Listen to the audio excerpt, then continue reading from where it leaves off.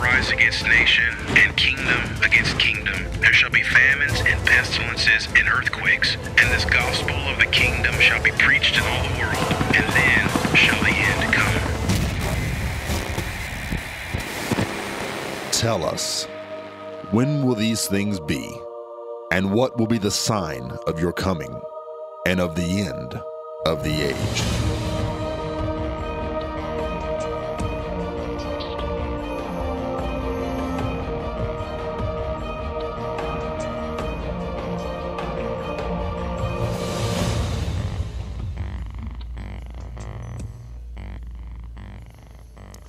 Here's today's prophecy update. In a shocking article recently published by the Wall Street Journal entitled, "Europe Has Lost the Islamic War," Patrick Calver, France's Director General of Intelligence, said concerning Islam, the confrontation is inevitable. He pointed out that there are 15,000 radical Salafists among France's 7 million Muslims. When asked what it would take to prevent the takeover of France by Muslims, Professor Bruce Thornton of California State University said, "There is no political will for waging total war against ISIS. It would require 100,000 troops and massive bombing to eliminate as many jihadists as possible. We would have to abandon rules of engagement that privilege the enemy's people over our own.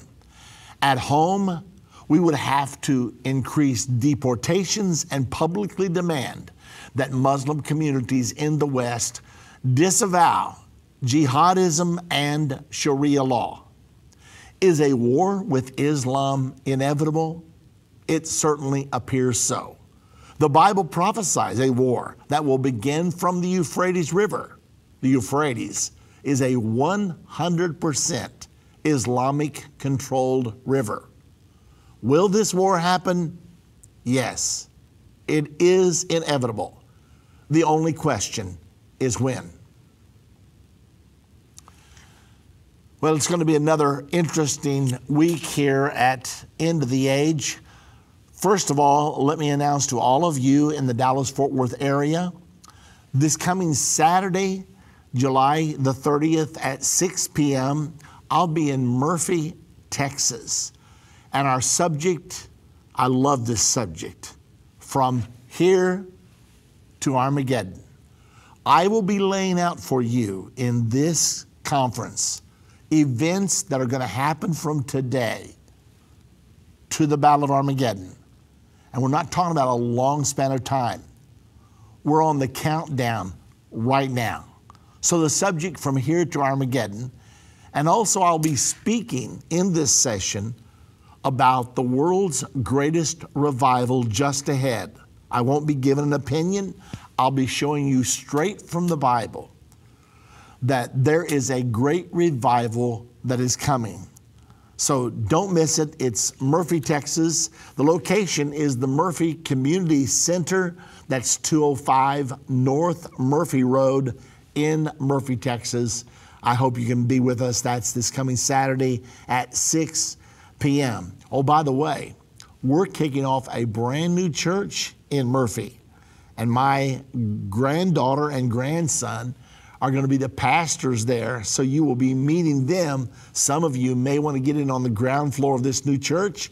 It's going to be exciting, and let me tell you, these two young people, and well, they're young to me, but they are wonderful young people, and you're going to love them from the outset. So anyway, if you'd like to be on that, that's another great opportunity. So that's Saturday night, 6 o'clock. Don't miss it in Murphy, Texas. I came across an article in the Washington Post. It's entitled, "With Globalization in Danger, G20 Doubled Down on a Defense." Now we're talking about globalization in danger. Globalization is the program that has been followed since at least 1989, since the fall of the Berlin Wall.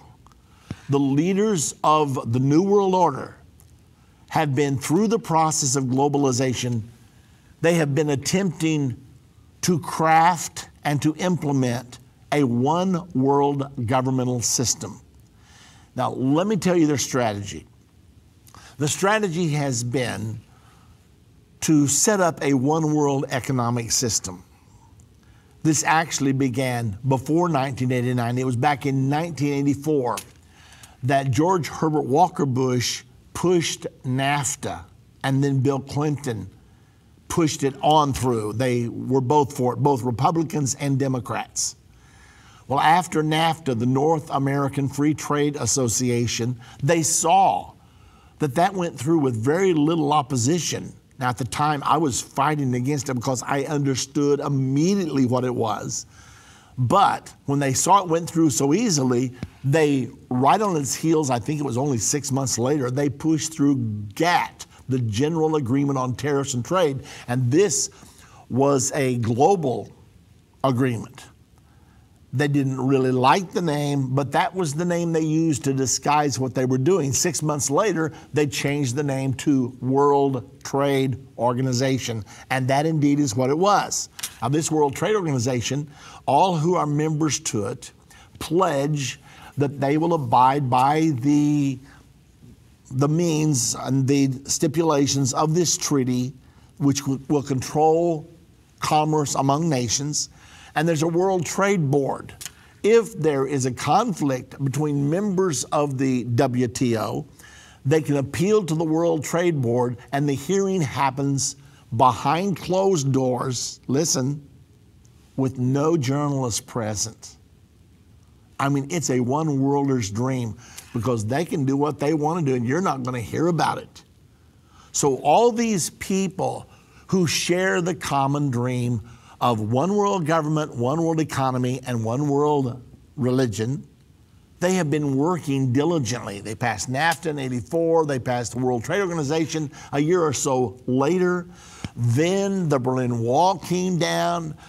Within 20 days of the Berlin Wall falling, George W. Bush, or George Herbert Walker Bush, I should say, Mikhail Gorbachev and Pope John Paul II met together, declaring the birth of the New World Order. And they began to use such terms as world community, international community. Now we have a world court, a World Health Organization. We have the World Trade Organization that we're talking about today, and many other global functions. But the term world community, international community, and then also Herbert Walker Bush used the term New World Order. Now, this New World Order is not a new idea. If you'll check the back of your dollar bill, believe it or not, it's on there. The term New World Order. Look below the pyramid on the back of the dollar bill. There's a ribbon, and it says Novus Ordo Seclorum. I took a couple of years of Latin in school. Novus is new, Ordo is order, and Seclorum is secular or world. That's the big dream.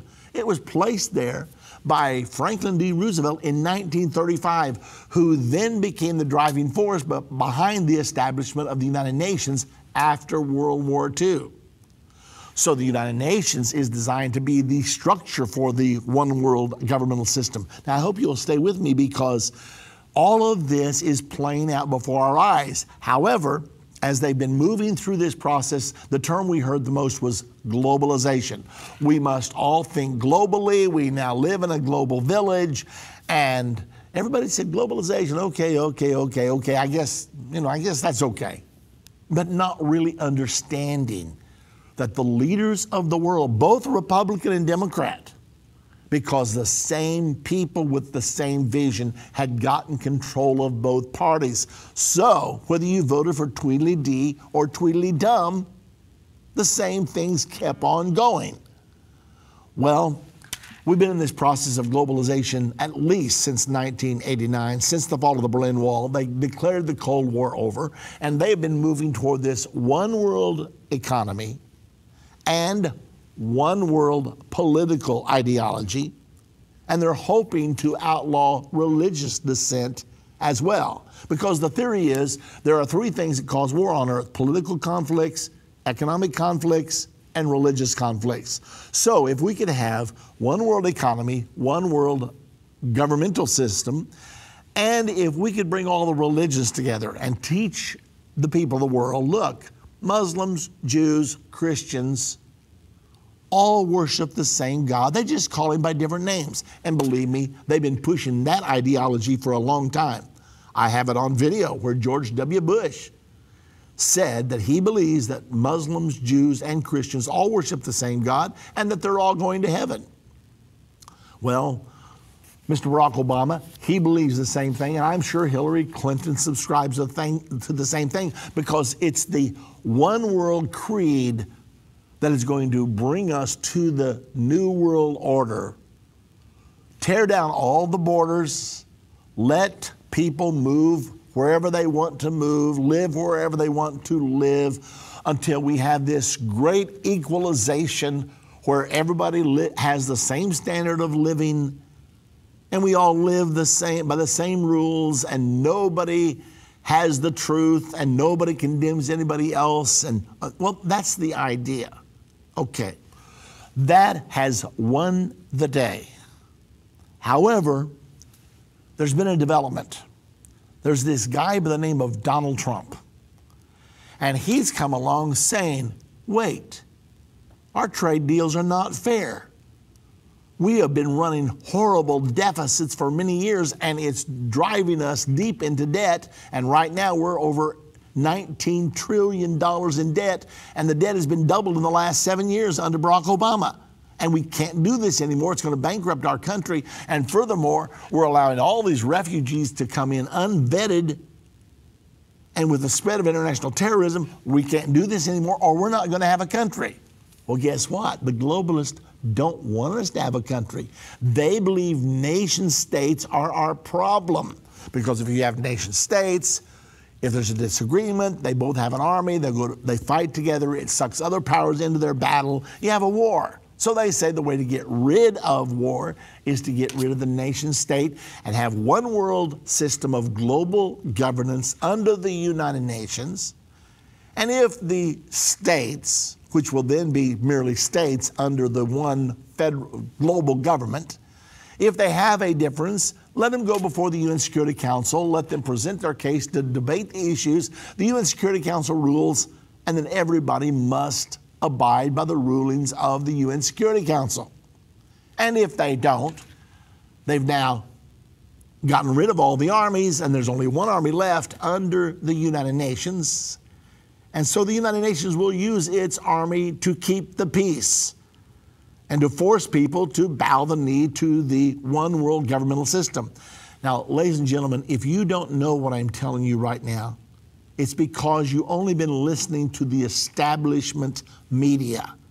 But I promise you, I have researched this to the max, and that's what's going on. Now, this article, which actually was published in the Washington Post, but I think it originally came from Bloomberg, they are actually dealing with this issue, but in such a subtle way that if you don't know what's going on, you might miss it. Now, the title of the article again, with globalization in danger, G20 doubled down on a defense. Now, here's what the article says. Finance chiefs from the world's biggest economies signaled escalating concern about a wave of anti-globalization sentiment that threatens core principles long embraced by the group. Now, the core principles embraced by the group, we're talking about the G20. Now, remember when it was the G7, the 7 wealthiest nations? Well, then they brought Russia in after the Cold War in appreciation, even though Russia was not in the same class economically. But then after the crash of 1908, they expanded it to the G20, and they all met in Europe in the spring of 1909, and they put together structures to bring us all into a one world economic system. Well, everything has been progressing nicely from that time. They actually set up an international global economic stability board, which you probably never heard of, but I promise you it's affecting everything we do. That's the reason when you go to open a bank account, they want to know your entire history. They have a program called Know Your Customer, and the government forces the banks to collect information on you, which must be shared with the government. I'm talking about the good old USA now. I'm talking about our beloved country. All that's going on right now.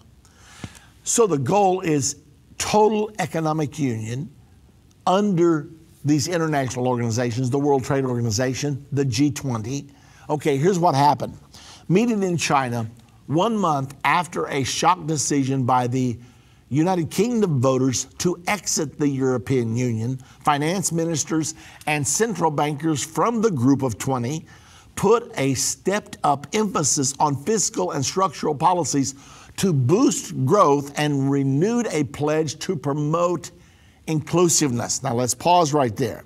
Why did the exit of the United Kingdom from the European Union send shockwaves through the world? Because the European Union was the poster child for one world government.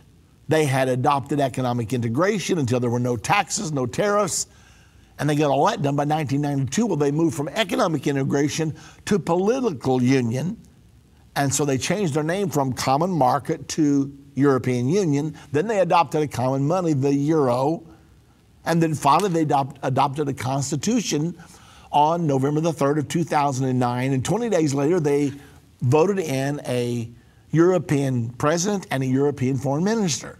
So they were supposedly the poster child for how the whole world would take this same path to come together. And that's what the TPP agreement is all about, because that's another trade agreement that's supposed to bring us all together. That's what NAFTA is about. That's what the World Trade Organization is about. So they were the poster child, and when Britain decided they wanted out because they felt they were losing their sovereignty, they were losing their sovereignty, and they voted on June the 23rd, just a little over a month ago, to exit the European Union. It sent shockwaves through these people's dreams because everything has been progressing according to blueprint, according to script, since the fall of the Berlin Wall through the process of globalization. Now everything, notice that they were at this meeting pledging to promote inclusiveness. In other words, we're all going to be together in one global village, one system of global governance. Well, let's listen to the rest of it. Treasury Secretary Jacob J. Lew of the United States, whose own country has seen millions of people embrace the protectionist calls of Republican presidential nominee Donald Trump, said Brexit, that's the British exit from the EU, had escalated the importance of inclusive economic expansion. So here Donald Trump is saying, look, NAFTA is one of the worst things that ever happened. I was saying that back in 1984 because I knew what it was. And he's talking about the World Trade Organization and saying, we're not going to tolerate these deficits anymore. I mean, running a $50 billion per year deficit with Mexico, running a $300 billion a year deficit with China. What does that mean? Well, if you and me are doing a business deal together and I lose 50 billion and you gain 50 billion, I'm becoming poor, you're becoming richer. Or if we have a business deal and you gain 300 billion and I lose 300 billion on the deal, how long can you keep doing business that way? You say, why have we been doing that? Because the people at the top believe in one world economy, so they want to level the playing field. Have you ever heard of Marxism? Have you ever heard of socialism? Well, that's what this is all about. They want to level the playing field, and they don't want you to know this because they know you don't want that. So they're doing it subtly behind the scenes under names such as globalization. All right. So here they are, the G20. They're nervous. They got this emergency meeting going. We've got this wild hair called Donald Trump, and he is challenging globalization, and he is challenging open borders and saying, hey, we've got to start enforcing our immigration laws. And yes, we want people to come in, but they must come in legally and they must be properly vetted. And furthermore, we've got to retain our Judeo-Christian value system because our whole Constitution is built on Judeo-Christian values, and when you bring a bunch of people in here that don't believe in those values, then you are undermining the basis of our Constitution, and it won't be long until it'll be gone. So now you've got this guy, and it would have been okay if so many people hadn't have voted for him, but now it threatens to get out of control, and he's within a few months of becoming president of the United States of America. Well, let's read on. There was a consensus around the table at this meeting that more needs to be done to share the benefits of growth and economic openness broadly within and among countries. Now, what's all that mean? Well, what that means is, as we're moving ahead economically, the richer nations must not take as much, and the poorer nations must take more, regardless of who's producing the most. So again, it's socialism. It's tax those who are the productive and give to those who aren't producing so much. And ultimately, we're going to have this wonderful Marxist utopia where everything is the same. Now, that statement was made by International Monetary Fund Managing Director Christine Lagarde. Said in a statement, let's continue on now, after the two-day G20 meeting ended on Sunday. Her counterpart, World Bank President Jim Yong Kim, warned Friday that there was a very loud rejection of globalization in the West. Are you following this article? This article appeared in the Washington Post, one of the most establishment papers, and from the Wall Street Journal. These statements are coming from the Wall Street Journal. So you've got the ultimate establishment media in America screaming because of what is happening, and they're going to fight Mr. Trump tooth and nail because he doesn't believe in globalization. He believes in sovereignty for the United States of America. They believe we need to renounce sovereignty and melt into the new world order. Well, the article continues. The need for inclusive growth was given prominence in the second paragraph of the G20 communique. At a crossroads, in a pile of documents left behind at the G20 meetings was one with the title of being a zero draft of the leaders' communique for the summit in Hangzhou on September the 4th through the 5th. That's coming up. And it included some stark language. The world economy stands at a crossroads, the paper dated July the 15th said. We will work to build an open world economy, reject protectionism, promote global trade and investment, ensuring broad-based public support for expanded growth in a globalized economy. Are you listening to what I'm saying here? We're going to reject protectionism. What's that mean? That means that you've got to agree with the conditions of NAFTA, of the World Trade Organization, of the TPP, because we're doing this to bring about this new world order of global socialism where all things are equal, where we take from those that have and give to those that have not until we all have the same. That's the theory. Now, socialism has never worked, and it's not going to work this time, but for some reason, they think even though it's failed every time, that perhaps they can make it work this time if the whole world participates. But all of a sudden, you got the world's most powerful force, America, in danger of voting in a president who says no. When our jobs leave America like a huge sucking sound, so that America no longer has its manufacturing base, so that our wages don't go up for the last 20 years, and statistics show that that is true. The middle class has not made any economic gains in the last 20 years, been sort of stuck. You know why? Because we're running a deficit with Mexico, we're running a deficit with China. Now, we want those countries to prosper, but we don't want them to prosper while riding on our backs and pushing Americans into the ground. If they up their production, then we're happy about that. But Donald Trump is telling us now that jobs are not going to be leaving America anymore, because if countries move out of here to produce things with wages of $1 or $2 an hour, and then they want to bring those products back and sell them to America, so now The good jobs are going away, and yet we're supposed to be spending our money to buy their product. It's obvious what's going to happen. American wealth is being siphoned off, and it is being siphoned off.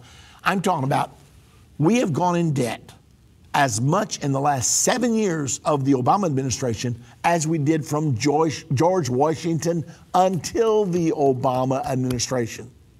Actually, it took till 1834, if my memory serves me right, to have $1 billion debt, or $1 trillion debt in this country. It took until Ronald Reagan to have $2 trillion. We've gone from $2 trillion to $19 trillion since they began pushing this new world order, because it's massive wealth redistribution, and they're pulling the wealth out of the United States of America and spreading it around. And in so doing, they're bankrupting one of the most financially productive countries in the world. Well, people are waking up and they're seeing what's happening, and now all of a sudden, Donald Trump is giving voice to this movement against globalization. And that's what they're talking about in this article.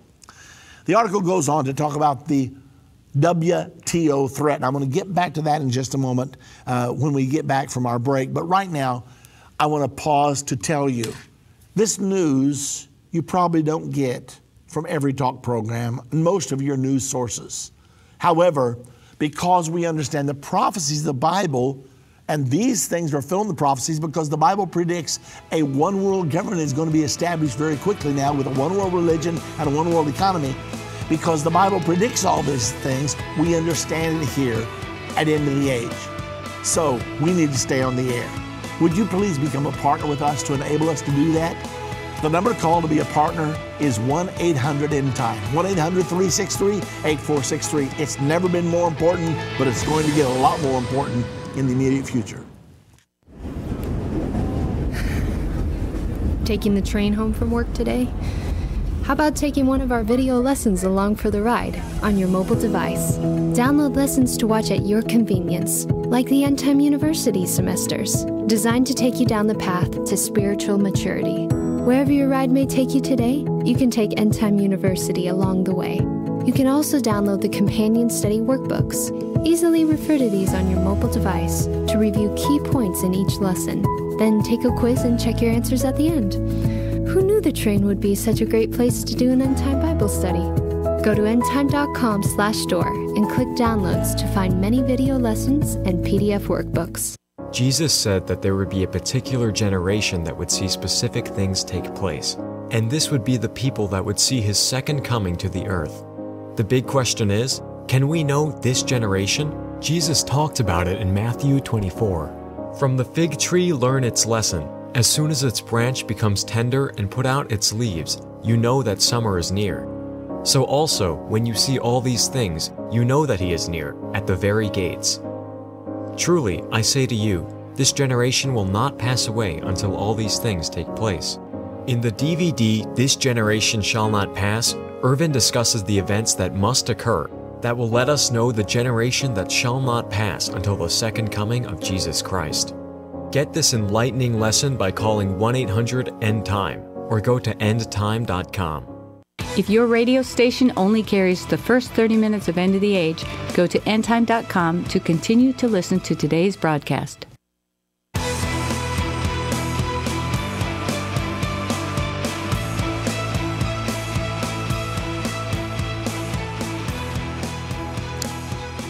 Now you may be asking yourself, who's behind this? Who's behind the Wall Street Journal? Who's behind the Washington Post? It's the people called the establishment. It's Wall Street. It's the people that pay Hillary Clinton $500,000 for a 1-hour speech. They want to preserve their dream of a new global order. That's who's behind all this. That's who's making all these plans. These are the people that control the G20. They control the World Trade Organization. They control the World Bank, the International Monetary Fund. All these people are the establishment. that have been controlling both the Republican and the Democratic Party now for way, way, way too long. America has a chance to break that hold right now. It may be our only chance, because all of these people are moving us toward the one world government prophesied in the Bible that's just around the corner. Now, the world government's coming. However, America doesn't have to participate. By the way, we have done a new DVD called America's God-Given Destiny. And in this video, I explain what the Bible says, where America is in the Bible, first of all, and then what the Bible says about America. Will we become a part of the one world government of the Antichrist? Will the mark of the beast be implemented here in the United States of America? And will we forsake our friend Israel or defend her? I answer all those questions straight from the Bible. You can get your own copy of America's God-Given Destiny. There's two ways to do it. One way, if God's blessed you where you can afford it, I hope you'll get it this way, because it'll be such a blessing to you and to many others. Here's the way. We are hoping to help Jewish people around the world to get out of Europe in particular, which will be the power base of the Antichrist when the Antichrist comes to power a few years from right now. And there are 1.6 million Jews in Europe that will experience another Holocaust. The Bible says it. It's prophesied. In Daniel chapter number 12, verse number 1, it talks about it. There's another Jewish Holocaust coming, but the Jews who listen to us and who are able to get out of Europe and either get to Israel or to the United States, they will be unaffected by this Holocaust. We want to help them. For $1,000, we can move a Jewish person out of Europe or wherever they are in the world. There's 5 million Jewish people that are not in the U.S. or in Israel, and they need to get to one of those two places, probably to Israel. For $1,000, we can fly them to Israel, enroll them in the Israeli Absorption Center with the Jewish Agency, and there they will be enrolled in a program called the 555. They go to school for 5 days a week, 5 hours a day, where they're learning Hebrew and any other skills they need to be assimilated into the job market of Israel. And they stay there for 5 months. Now, for $1,000, we can sponsor a Jewish person to be in that program. Well, you know, God said to Abraham, I'll bless those that bless you, I'll curse those that curse you. We want to stand behind the Jewish people because they gave us our Bible and they gave us our Messiah. And therefore, we want to return to them any help we can give them. So if you would donate $1,000, we're going to give you free the DVD or actually the physical DVD we will send to you called America's God-Given Destiny. We are also going to give you a beautiful piece of artwork showing the United States of America protecting Israel during the Great Tribulation. We're also going to send you a letter to the Jewish person that you help sponsor that you will sign, and I'm going to personally deliver it to them when I go to Israel in October. So if you would like to do that, call us. Just call us at 800 Endtime right now and tell our operators that you want to donate $1,000 to the Another Jewish Holocaust Fund, and we'll make sure all this gets taken care of. So if you'd like to do that, you can do that. But let's say that perhaps you can't afford to do that, but you still want to have the video, America's God-Given Destiny. Well, we want everybody to have it because if you're an American, America's destiny is your destiny. We want you to have it. So what we've done, we've decided that we will give you a free download for anyone that makes a donation of any size to Endtime Ministries. All you have to do is go on the internet to endtime.com, ENDTIME.com, click the donate button and enter any size donation, any size. Do the best you can, of course, because we're going to use this for the gospel's sake and to reach the world in the short time we have left. But It doesn't matter what size. If you can only do $1, do $1. Because I want you to have this video, America's God-given destiny. We tell you from the scriptures what's going to happen to the United States of America. First of all, we'll show you where the U.S. is in the Bible, and then we're going to show you what's going to happen. I'm teaching this lesson around the country, and everybody comes up to me afterwards and say, oh, this was such a edifying lesson that you did tonight. I have hope, I have faith. So anyway, you can go to endtime.com, click the donate button, enter your donation, and we will send you immediately your password to get your download. So I hope you will do that. I hope every single one of you will do that.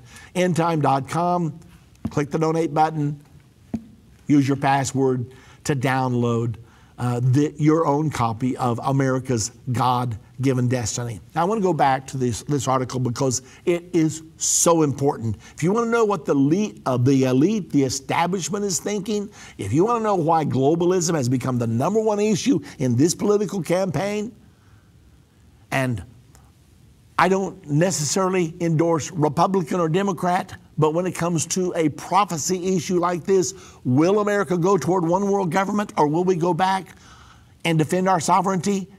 Then as a religious leader, I feel I have an obligation to speak out. And right now, the Democrats are campaigning for globalism, and at least many of the Republicans are campaigning against globalism and for the reinforcement of American sovereignty. And so that is the biggest issue in this present presidential campaign, and it may decide the future of the United States of America. That's the reason I'm going through this article today, because most people read an article like this, they don't understand where it all fits in until someone breaks it down. Under the subtopic, WTO threat, World Trade Organization threat. This again is coming from the Washington Post. Hours after the G20 meeting concluded, a further risk to the global trade order emerged. Do you notice that phrase? Global trade order, world trade order, world economic order. Another threat emerged with Trump comments broadcast on NBC's Meet the Press. The candidate for president in the November election said that if the World Trade Organization tried to block his proposal to tax goods of U.S. companies that send their operations out of the U.S. and then try to import their goods into the U.S., then Trump said, we're going to renegotiate or going to pull out of the World Trade Organization. Now that's the reason they're in such a panic, the establishment, because they've bet all the marbles on the World Trade Organization. That's their one world economic system. That's one leg of their three-legged stool, the one world government, one world economy, and one world religious system. So they're in a panic. In Beijing Sunday, People's Bank of China Deputy Governor Chen Yulu said the central bank will work hard to keep the yuan stable, that's the name of their money, stable against a basket of currencies. Why are they saying that at this meeting when they're all worried about globalization? Because Donald Trump is saying China has manipulated their currency and taken advantage. It's not fair trade. They've taken advantage of the difference in currencies. So notice, Trump's criticism has caused China to say, we're going to do our best now to keep our yuan at a stable value compared to the other economies, the other monies of the world. So can you see how this present election, everything is over globalism, and the New World Order people are in a panic because if America pulls out, America's the #1 economy in the world. That's what's going on right now. I mean, we're at a crossroads prophetically, because the one world government's being formed right now, the one world economy is being formed right now, the one world religion is being formed right now. Don't speak anything against any other religion. All religions are equally valid, and none of that is true. None of it's true. Christians believe Jesus is God. Muslims adamantly deny that Jesus is God. So we don't worship the same God. We worship Jesus, they don't. We don't worship the same God. Furthermore, they don't believe that Jesus died on the cross. They claim that's a made-up story that never happened. Well, The Bible teaches that only through Jesus Christ is salvation. Acts 4:12 says, neither is there salvation in any other, for there's none other name under heaven given among men whereby we must be saved. Do you understand what a crossroads America is at right now? The article goes on to say, all forms of protectionism will be resisted, the G20 said. Remember the G20?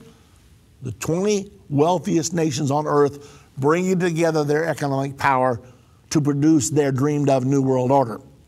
The global economic recovery continues but remains weaker than desirable, and the global economic environment is challenging and downside risk persist, highlighted by fluctuating commodity prices and low inflation in many economies. They're talking about commodity prices such as grain, oil, steel.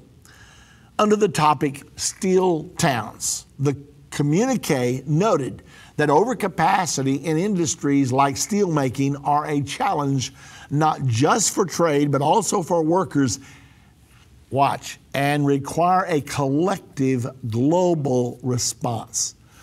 Collectivity is another name for communism or socialism. They used to call the socialist economic units in the Soviet Union the collective. Well, they're speaking the same language. So they require a collective global response. While no new mechanism for such talks was announced, Liu reiterated his backing for a multilateral effort to discuss steel capacity. So what are we going to do? We're going to have a 5-year plan.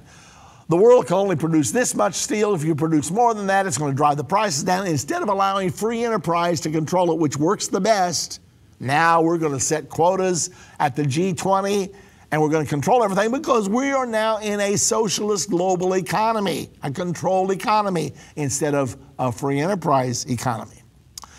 Newman anticipates measures including greater transfer payments to lower income groups. Oh, here's wealth redistribution now. Now we're going to go ahead and plan, and we're going to even have more socialism than before, greater transfer payments to lower income groups, additional job training, which is a good thing, of course, a more progressive tax structure. When you hear the word progressive, what does that mean? You know, Hillary Clinton claims to be progressive. She says, they said, are you a socialist? She says, I'm a progressive. She didn't deny she was a socialist. A progressive is code name for socialist. So we're moving toward a more progressive tax structure, spending plans that provide greater health care and old age assistance. In other words, more socialism.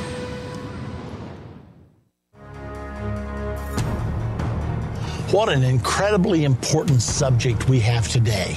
Islam in Bible prophecy. It hasn't been many years since those planes flew into the trade towers in New York City, and suddenly the attention of the world was riveted on this religion, Islam, that very few of us knew very much about. But if you had to guess the religion of a suicide bomber, what religion would you guess? Now, could this religion, this huge religion, be totally absent from the prophecies of the Bible? We're going to find out today. It's not true. Islam is in your Bible. To order our DVDs, Islam in Bible Prophecy and Will Islam Rule the World? Call 1-800-ENDTIME or go to endtime.com.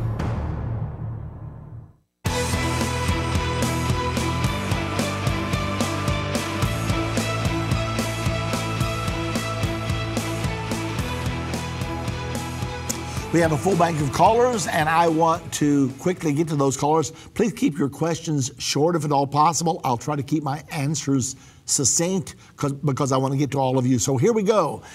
From South Carolina, Emily is calling. Hello, Emily. Hi, Baxter. I was just wanting to tell you a couple things. Trumpets, if you say it fast, it sounds like trumpets. I thought that was interesting. But I know that our hope is not in the man or president. Our only hope is in Jesus. But there'll be anywhere from 3 to 5 Supreme Court appointees, as well as federal judges that'll be appointed. And Trump has already said he's going to appoint pro-life judges, and he has a panel of our team or whatever of Christians that are, a lot of them are spirit-filled Christians, giving him advice, and that says a lot about him. And he's anti-globalist, like what you've been talking about. He's anti-globalist, big time. But anyway, I would say if Hillary is elected, she's going to appoint pro-choice, pro-gay marriage, anti-gun laws, judges, that would be, deciding our fate for the next numerous years, 40 years, if we are here that long. But anyway, and it could be even illegal to speak out against homosexuality. And also, one more comment, people will be calling into your program trying to confuse people about Trump, and their only goal is to persuade people to vote for Hillary, just like the guys, there was, back in Obama's day, there was like Charles and Melvin who called, and they were always talking about how, I forgot who was running, whoever was running against Obama the two times. Anyway, just beware of those, and I know you're very, very smart, but that's all I had to say, and I just thought it was interesting that Trump-Pence sounded like trumpets, like, what's coming on, Thank you, Emily, very much. And, it's not a matter of pushing for Republican or Democrat. We're talking about issues here. And if the Democrats were running against globalism, and if they were for school choice, and if they were for defending our borders and defending the sovereignty of the United States of America, then I say we should vote for them. Right now, they're not.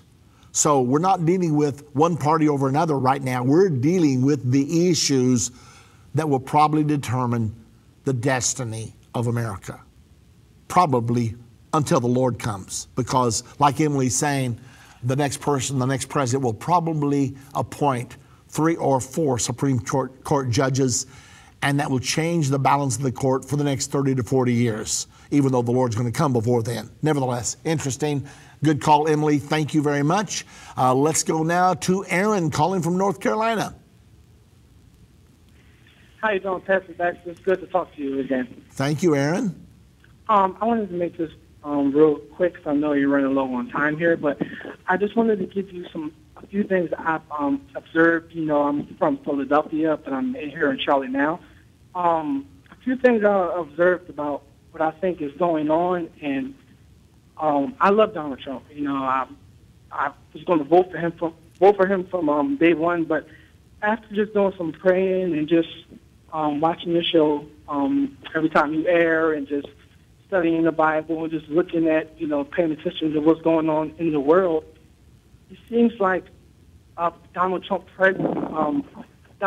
becoming president doesn't align with what's coming in the world. I believe that the Sixth Trumpet War is going to happen with whatever president is elected. So if Donald Trump is elected, I believe that the Sixth Trumpet War is going to happen. But I don't believe that it's going to happen in the administration of Donald Trump, because I believe that if he was elected, he would have a good relationship with a lot of the foreign leaders.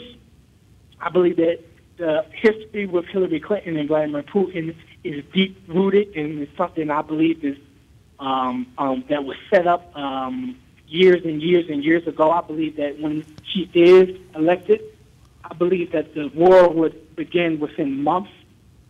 I don't believe in Donald Trump. I just don't see a war happening with the way he's been speaking. And let me break in on you, Aaron, because I'm just about out of time. But consider this. If you watch America's God-Given Destiny, I think you'll change your mind. When I lay out everything that's supposed to happen and what the New World Order is going to do and what America is going to do, I think you will change your mind about that. Nevertheless, I don't care who gets in. God's will is going to be done. What the prophecies say is going to happen. Our hope is not Hillary Clinton. Our hope is not Donald Trump. Our hope is Jesus Christ. But God does sometimes, in order to fulfill His word, He does put the right leaders in at the right time. And in my opinion, of course, Donald Trump says that he is going to absolutely knock the daylights out of ISIS, that he's not going to piddle around with them like the present administration has done.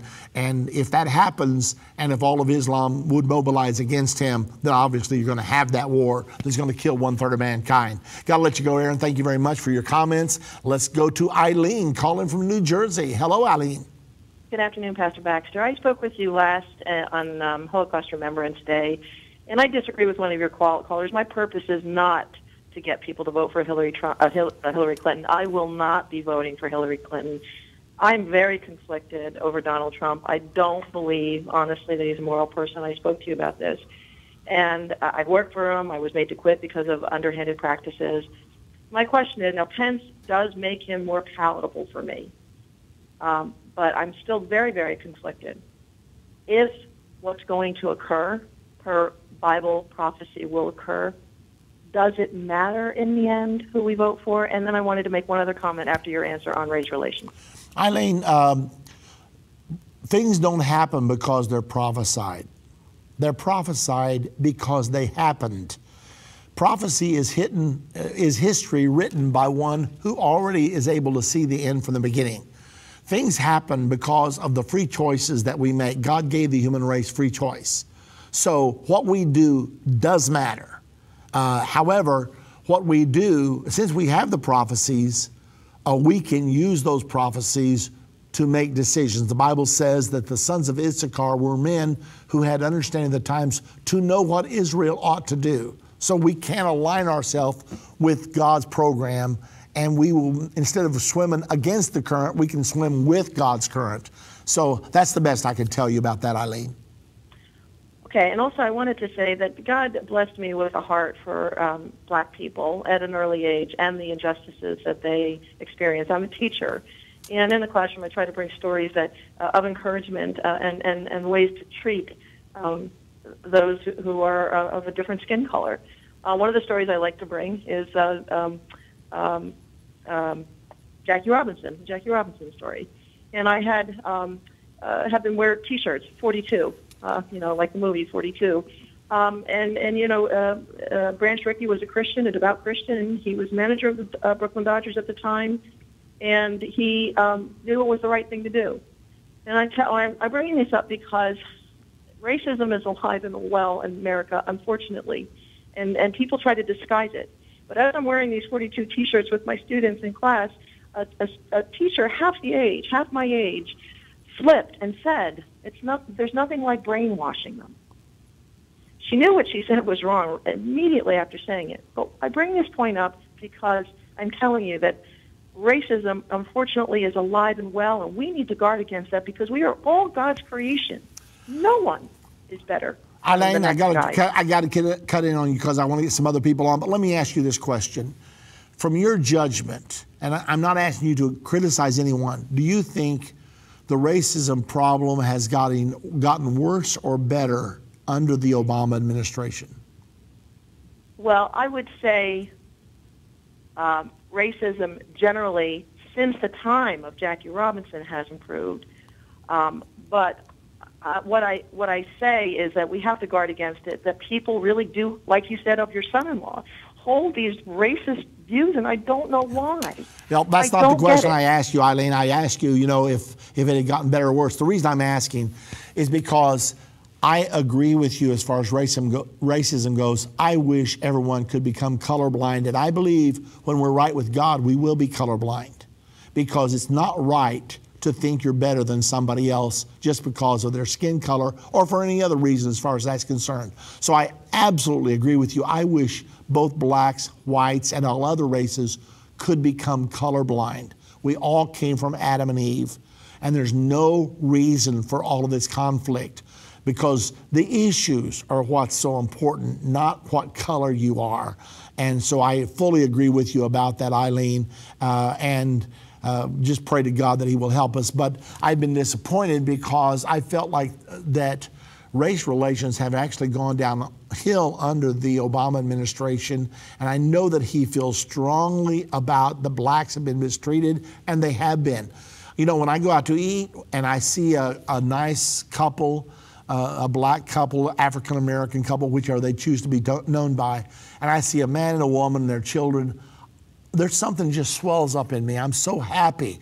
Here's some people that have somehow, by the help of God, lifted themselves up by the bootstraps, and they've got jobs and they're working, they're providing for their family, and I am so excited. Unfortunately, that's not happening with a lot of families. It's hard when you got a great-grandmother that was a slave to dig out of that mentality until you were able to break through free from that bondage. I know it's hard. I've lived with them. They've been my friends. I understand it. Got to let you go, Eileen. Thank you very much. Do we have time for one more? I think we do. Let's go to Liz, calling from Louisiana. Hello, Liz. Hi, Brother Baxter. I just have a quick question for you. Can you hear me? I hear you well. Okay. I wanted to ask you about Revelation chapter 9, verse 14 and 15. I know that's referring to the sixth trumpet war. And it says, saying to the sixth angel which had the trumpet, loose the four angels which are bound in the great river Euphrates, and the four angels which loosed, which were prepared for an hour and a day and a month and a year to slay the third part of men. My question actually is about the time frame. It says we're prepared for 1 hour, a day, and a month and a year. So does that, I know that we've just kind of questioned whether or not the sixth trumpet war has already started, but I'm wondering if maybe there is a specific hour, day, month, and year that that war is going to begin. Yeah, Liz, let me answer you because we are running out of time. By the way, kiss that sweet baby for me. But let me tell you quickly, when that phraseology is used, I believe it just means that these angels are prepared to trigger this war at a specific time, a specific hour, day, month, and year. I do not believe that that means the war is going to last for a year, a month, an hour, and a day. I don't believe that's what it's saying. I believe it's simply saying that this is coming and it will happen at a specific time. That's my opinion of what that all means. And we don't know for sure when it is. Some people think it's 9/11. Many people think that the Third World War actually began on 9/11 and has continued to gain momentum until right now. So that's the best I can do for you, Liz. Sorry we didn't get to everyone. I really, really tried, but a lot of good calls today, and I thank you for calling. Please be prayerful. Pray for all leaders, regardless of who they may be, because when everything's said and done, except God builds a house, they labor in vain that build it. Except God keeps the city, the watchman waketh but in vain. Once again, I want to tell you that you can get your own copy of America's God-Given Destiny. Either donate to another Jewish Holocaust Fund or make a donation of any size to Endtime Ministries. Go to endtime.com, click the donate button, and we'll send you your password. You can view for yourself America's God-Given Destiny. It'll change the way you look at events right now. I urge you to do that. If you'd like to reach us here and become a partner with Endtime Ministries, that number is 1-800-ENDTIME. 1-800-363-8463. What wonderful times we're living in. God bless you all. We'll see you tomorrow.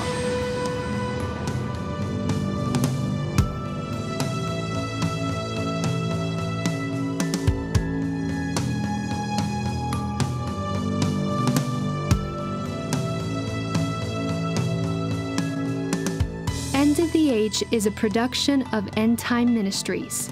This broadcast will be available on our website, endtime.com, in the archives section.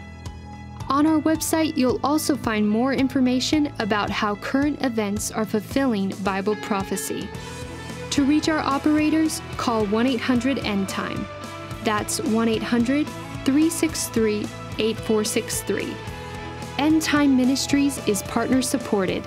We would like to say thank you to our partners who made this broadcast possible. To do what Matthew 24:14 said, to reach the world with the gospel of the kingdom.